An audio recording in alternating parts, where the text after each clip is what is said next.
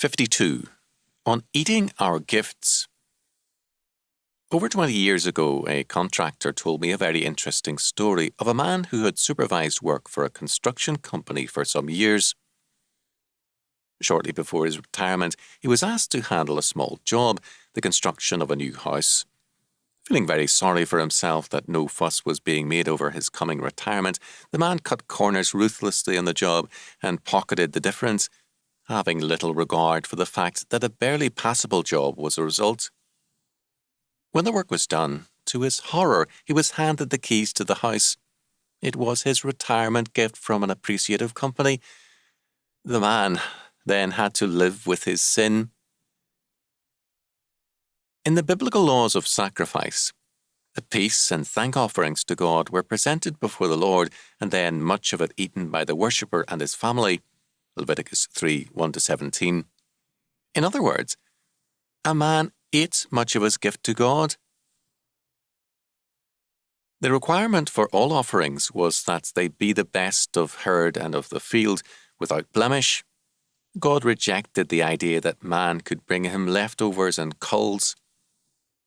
Some of man's offerings man had to eat in part, which, among other things, made clear to the worshipper that what a man gave to God also came back to him.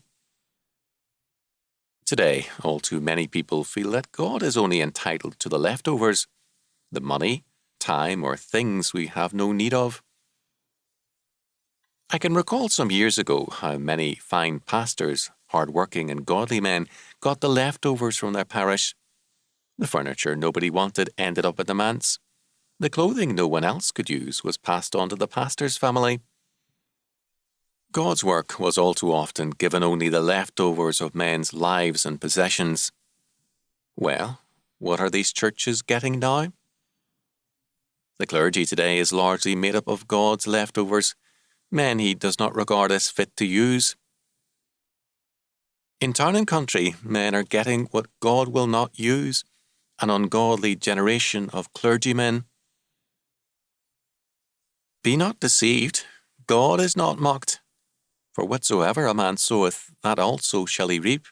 Galatians 6:7. We are reaping what we sowed and eating what we gave.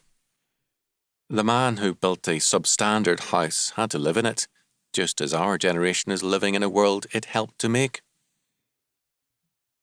Only as God has priority in our lives, and only as His word is believed and obeyed, can we begin to expect His blessings.